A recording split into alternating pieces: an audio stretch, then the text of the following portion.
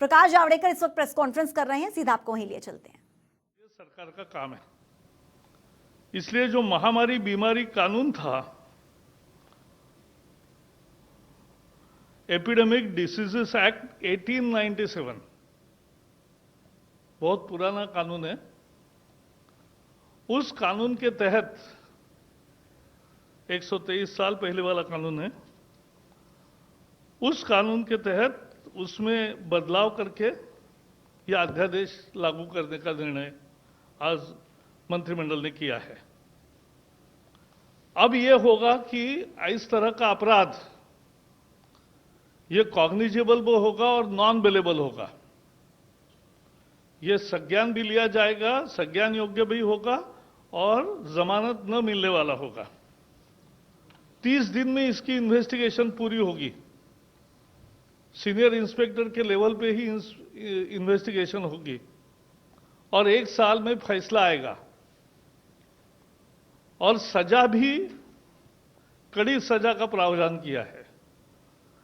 3 महीने से 5 साल सजा हो सकती है अगर इन पर हमले हुए या कोई नुकसान किया, और 50,000 से 2 लाख रुपए तक का जुर्माना देना पड़ सकता है। 50,000 से 2 लाख रुपया केसेस के ग्रेविटी पर तय होता है। और अगर बहुत गंभीर हमला है, गंभीर इंजरी हुई है, तो 6 महीने से 7 साल तक सजा का प्रोविजन है, 6 मंथ टू 7 इयर्स। और ऐसे केसेस में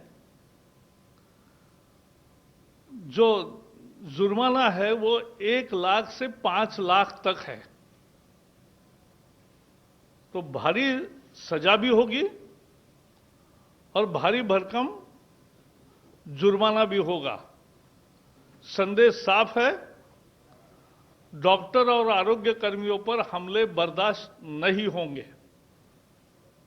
केवल इतना ही नहीं, आज एक विशेष प्रोविजन भी की है अध्यादेश में कि समझो उनकी गाड़ी का नुकसान हुआ, उनकी क्लिनिक का नुकसान हुआ, तो जो भी उसकी कॉस्ट है, मार्केट वैल्यू, उसके 2 गुना जिसने हमला किया उनसे वसूला जाएगा। जो भी कोई हमले के लिए जिम्मेवार होंगे, उनसे जितना नुकसान हुआ है उसके मार्केट वैल्यू का 2 गुना ज्यादा ये उनसे भरपाई, कॉम्पेंसेशन के रूप में लिया जाएगा। वैसे अभी केंद्र के आईपीसी है, इंडियन पिनल कोड है, क्रिमिनल प्रोसीजर कोड है, नेशनल सिक्योरिटी एक्ट है, डिजास्टर मैनेजमेंट एक्ट है और अनेक राज्यों के कानून भी है। लेकिन फिर भी सबकी मांग भी थी कि देश भर का कानून बने और इसलिए आज पूरे देश में लागू होने वाला अध्यादेश आज लागू किया है। डॉक्टर अब, क्योंकि कोविड का संकट ये गंभीर संकट है, इसमें बिना टेंशन डॉक्टर और आरोग्य कर्मी काम कर सके, ना उनके साथ कोई हमला होगा, ना उनके साथ कोई जाति होगी। इस तरह की व्यवस्था अब कायम होगी। आपको पता है, मोदी सरकार ने ये महामारी का संकट आने के साथ ही अनेक कदम उठाए और सारे आरोग्य सेवा में लगे हुए सभी कर्मचारी, डॉक्टर से लेकर आशा वर्कर तक, नर्सेस से लेकर स्टाफ तक, पैरामेडिक्स तक से लेकर अन्य लोग भी, इन सबके लिए 50-50 लाख का इंश्योरेंस शुरू किया ताकि मद निश्चिंत होकर आदमी काम कर सके। और इसलिए ये इंश्योरेंस का काम किया। दूसरा एक बड़ा फैसला लिया कि आयुष्मान योजना के लाभार्थी अभी समझो किसी को कोविड है तो वो कोविड हॉस्पिटल में जाते हैं, वो एम्पैनल्ड हॉस्पिटल के सूची में नहीं है, लेकिन फिर भी उसको ट्रीटमेंट भी मिलेगी और उसका खर्चा भी मिलेगा, उसको पैसे नहीं देने पड़ेंगे। आयुष्मान भारत के जो योजना के जो पीएम जय योजना के जो 50 करोड़ से ज्यादा लोग लाभार्थी है, वो अगर दूसरी बीमारी कोविड नहीं है, नॉन कोविड बीमारी और नॉन पैनल्ड हॉस्पिटल में अगर अभी जाएंगे तो सरकारी अस्पताल के सर्टिफिकेट से उनका भी ट्रीटमेंट होगा और उसका पैसा नहीं लिया जाएगा। आपको मालूम है इस देश में कोविड हॉस्पिटल नहीं था। कोविड हॉस्पिटल क्यों? दुनिया में नहीं था, अपने ही देश में क्यों? और अब अपने जो हॉस्पिटल्स थे और ये नए कोविड हॉस्पिटल बने 723, इसमें अब 1,86,000 लगभग 2 लाख बेड्स आइसोलेशन के तैयार हो गए हैं। 24,000 आईसीयू बेड्स है और 12,190 वेंटिलेटर्स है। तो ये सेवाओं का विस्तार 3 महीने में किया। भारत में पहली केस 30 जनवरी को हुई। उसके पहले चीन में संक्रमण आया, तभी से प्रधानमंत्री हमें कैबिनेट में भी बताते थे कि ये गंभीर संकट है, ये चुनौती सारे विश्व के सामने आएगी और हमें तैयारी करनी चाहिए। और इसलिए तैयारी में जुट गए। जहां पीपीई की बात है, हमारे यहां एक भी फैसिलिटी नहीं थी। आज 77 डोमेस्टिक मैन्युफैक्चरर्स हो गए और 1,88,00,000 इतनी इनको ऑर्डर दी है और रोज सामान आ रहा है। N95 मास्क जो डॉक्टरों को लगाने चाहिए, जो आरोग्य कर्मियों को लगाने चाहिए, जो कोविड के पेशेंट से ट्रीटमेंट का काम करते हैं, उनको लगाना चाहिए। इसके अभी 24-25 लाख है उपलब्धता और 2.5 करोड़ लगभग ऑर्डर दिया है। तो ये विस्तार है सेवाओं का। तो ये काम किया है और इसलिए मुझे लगता है कि पूरे आरोग्य कर्मियों के आरोग्य परिवार का ही पूरा ख्याल रखने का सरकार का मनोदय है और यही मनोदय आज के इस अध्यादेश से साबित हुआ है। Friends, today cabinet met under the chairmanship of Prime Minister Narendra Modi and approved promulgation of an ordinance to amend the Epidemic Diseases Act 1897 in the light of pandemic situation of COVID-19. And this actually protects the whole health fraternity, including doctors, nurses, paramedics, up to ASHA workers. Everybody get protected because what we have seen when they are doing a yeoman's job, when they are doing the most crucial duty for the country, at some places they are being attacked. And some places their property is damaged. And at many places, they are being looked upon as the carriers of the COVID-19.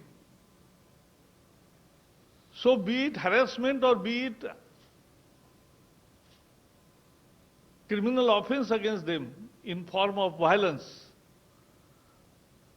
for this government, that's a zero tolerance area. We will not allow this to happen in this civilized society, and therefore the ordinance proposes that within 30 days the investigation will be over. Within 1 year the decision of the case will be, the final decision will come, and the punishment ranges from 3 months to 5 years and fine from 50,000 rupees to 2 lakh rupees.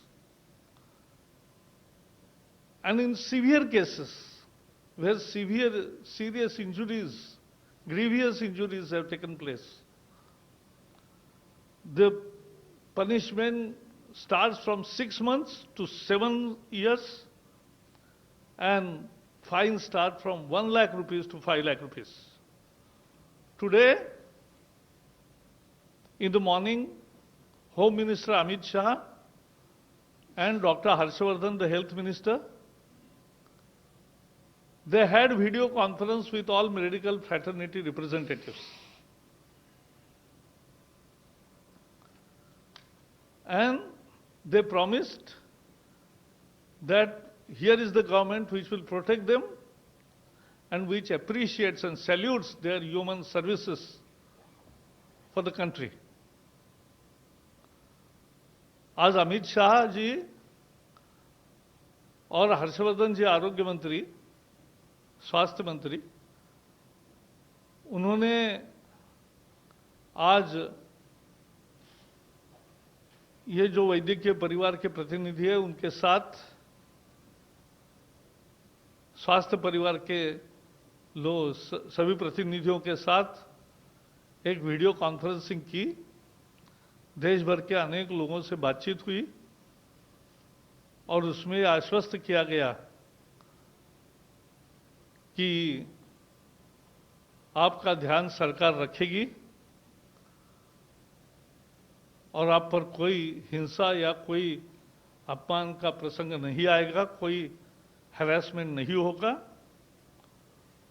और इसलिए अभी केंद्रीय कानून भी है, NSA, disaster management act, IPC, CrPC, फिर भी ये अध्यादेश लाने का फैसला किया। And today, as you know, for last 3 months, government is super active on the front of providing best services, and already all the health fraternity has been provided with 50 lakh rupees insurance per head. The difficulties in Ayushman treatment in unpaneled, unimpaneled hospital are also already removed. COVID hospital, which was 0, is now 700 plus. Isolation bed nearly 2 lakh. Ventilators nearly 15,000. PPEs and N95 mask, which was not produced in our country for 70 years, now are produced in our country, make in India. And that is also happening. And ventilators. Friends, there was another decision to increase the subsidy on.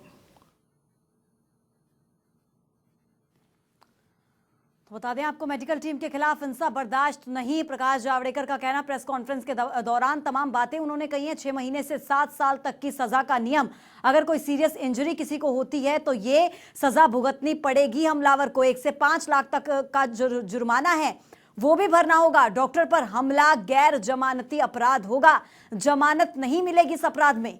संपत्ति का नुकसान हुआ तो उसका जो market price है उससे double वसूली की जाएगी, 2 गुना वसूली। डॉक्टर की सुरक्षा के लिए अध्यादेश लागू। आपको बता दें कि हमलावरों पर 50,000 से 2 लाख तक का जुर्माना लगेगा। अगर किसी ने किसी स्वास्थ्य कर्मी, डॉक्टर पर किसी तरीके का हमला किया तो 50,000 से 2 लाख तक का जुर्माना लग सकता है। डॉक्टर्स पर हमला किसी भी तरीके से बर्दाश्त नहीं किया जाएगा। आइसोलेशन के 2 लाख से ज्यादा बेड तैयार है। प्रकाश जावड़ेकर ने तमाम बातें कही हैं। प्रेस कॉन्फ्रेंस के दौरान स्वास्थ्य कर्मियों के लिए 50 लाख का इंश्योरेंस है, यह भी उन्होंने बताया। एक बार फिर से आपको बता दें 10 बड़ी बातें जो प्रकाश जावड़ेकर की तरफ से कही गई है। मेडिकल टीम के खिलाफ किसी भी तरीके का अमानवीय व्यवहार बर्दाश्त नहीं होगा। 6 महीने से 7 साल तक की सजा हो सकती है।